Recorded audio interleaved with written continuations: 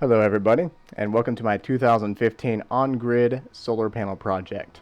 I was inspired to do this project back in October of 2012 when I was on an 81-mile solo backpacking trip on the Ozark Highland Trail. This system is a 2.3 kilowatt an hour system. It's a grid tie, which means it doesn't require batteries or any additional cost due to the batteries. It also gives you the ability to have energy day or night and also during the winter months. What we're looking at is a few different components I had bought. The solar panels came in when I was on my trip. And this is the inverter. The grid tie inverters cost a little bit more than a regular inverter that we'd use when tying into just 12-volt batteries. But the benefit is that excess energy I get paid for, and of course the convenience of power at any time. This is the box it opened. It's pretty. This total project ended up costing me about $4,200, which by the end of this year I should get a tax credit back of 30% of that. The mild down point of having a grid tie inverter is that the hookup fees are still attached to my electric bill. So I still have to go to compensate of about $16 a month. Right here we're looking at mostly a finished project, and the area that I was clearing out. Some of the trees were cut down already, but I cleared out about 25 trees just to clear the area for my solar panels. And we're about to see here that I actually had to ask my neighbor if I could cut down a few of theirs. I was getting no power really between about 8:30 and 9:30, and by clearing out 7 of their trees I was able to get more power to my solar panels, and they didn't mind. They've been clearing out that land for the past few years anyways. As you can tell, this is a seasonal adjust system. The bars on the bottom there, the 2x4s, I can adjust it throughout the year, tilting it from 100 degrees to 20 degrees, depending on the months. Of course, around January, beginning of January, it should be around 20 degrees, and mostly south. Right now I have them set at 90 degrees. This is kind of dangerous with the hail impact, which I actually had a hailstorm the other day, all night actually, lots of different hailstorms going through, hitting them at the perfect 90-degree angle. Didn't seem to damage them at all. They're supposed to be resilient up to quarter-size hail at 50 miles per hour. And so I'm very, very happy with how they seem to perform. Today is a partly cloudy day, and I'll show you how that kind of affects the inverter. What we're looking at here is the holes I had to dig for the mounts. I bought 6x6x12s and ended up chopping off the excess, which I'm going to use for some other projects later.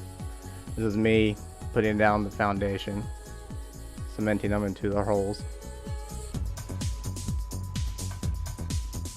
I'm very glad that these 6x6x12s are much lighter than railroad ties.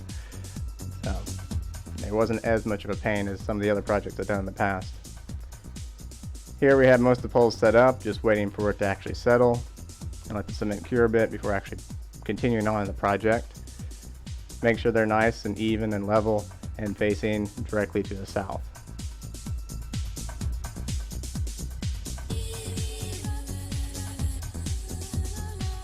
As we go through this, you're going to see that I had a learning curve. I did all this done off of just a picture I saw. So I was getting the measurements as I constructed it. So after getting the measurements, I went ahead and started more of a mass assembly line producing the mounting brackets for the solar panels. This is of course me testing the first two, and the other one's already been made. And then all these other ones for the 6 additional solar panels, I just made all the same measurements, real nice, easy, smooth. Other than the fact that it was 95 to 100 degrees every day. This is Vanessa. She was there helping me a little bit. She held the ladder, it was good.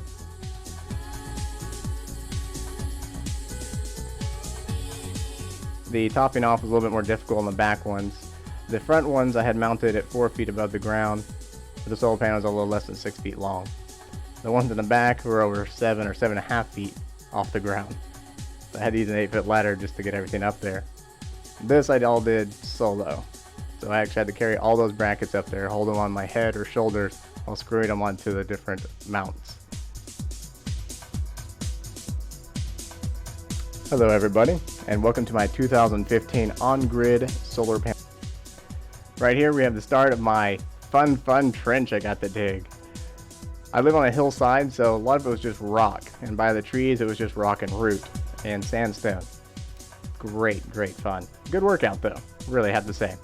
So I dug out this, it was about 160 feet when I actually measured it all out. I buried the line somewhere between, or about 18 inches. At some points where I plan on putting in additional soil, it's only about a foot deep, but on other points it almost went 2 feet deep. So there was actually a little bit of soft dirt up around where the solar panels were. Right here I was digging it out, measuring the line, and I learned a valuable lesson here: always buy conduit. Even if other people online said they ran something without using conduit, use it. I ended up there where the dirt was softer, there had a gopher, and about 3 weeks in, a gopher ate into my line, and I had to redig up the entire line, rerun it, and just do it correctly, which increased my cost a little. Right here what we see is the exterior box I have hooked up. This is so that the electric company, if they wanted to, they could lock it, turn it off. It's a legality thing. Also allows me to shut off power DC to my inverter. That way I don't have to worry about being shocked inside if I'm ever working on anything. The electric company is kind enough to change out the meter so it wouldn't throw signals all the time at their place. So I have a new meter installed. This is my inverter. It's doing only about 700 watts here. That's because the cloud was going over. Cloud seemed to really affect it. If you're looking at it here, this is my breaker box, and I had to hook all these wires up to it. This is a DC connection coming in. It goes into the inverter, which then comes into the AC, and it's put back over here and have it connected onto this bottom left breaker. It's a 20 amp breaker, and convert it to 120 volts at 60 hertz.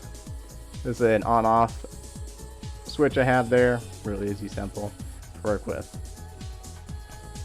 I'm going to show you how I got to mount this. The inverter was about 100 pounds, so I had to cut a hole in the wall, attach it to a support beam, and modify it so it'd be centered, and then actually mount up the entire inverter onto the wall after patching it, painting it, and everything else, so it wouldn't look as hideous. Alright, what we're looking at is the inside of the inverter here. It has a lot of unique and complex components, and we're going to see at the closer point is the PV positive negative or DC connections, which goes to an ECG ground, and on the other side I had a GEC. Now these type of grounds are important because you can't just have one, because it'll affect your phone, your DSL, your cable television, internet, things of that sort. And those companies don't like it when you have a same grounded. This one I was testing the panels, which the electric company didn't like. They set off with different alarms with their little nodes, and they thought I was stealing power, so they called me up one day and asked me kind of, hey, how's your solar panel project going? I got to inform them, and I had to disconnect it until I had them come out and assess it and finish the project. Right here, this is where I connected onto the breaker. It's a lot of fun wire mounting and bending, and my grounds. This is the completed last part where I actually connected the conduit up to my inverter, made it look nice and pretty, mounted it, and as you can see I kind of used some unique adhesives and putty and wall putty and made it so there was a nice smooth flush mount going inside of the breaker box, kind of smooth. So I'd like to just say thank you everybody for taking a look at this video. Hope you learned a few things. If you have any additional questions, any other thoughts, or anything you'd like to know about just solar panel projects in general, I learned a whole lot on this project. I mean, just tons. I didn't really know entirely what I was getting into at first, but I had the ambition to get it done, and so I did it. So as long as you're motivated and you don't mind asking a lot of questions and learning, anybody could really do this task. So thank you very much, and hey, best of luck with your project.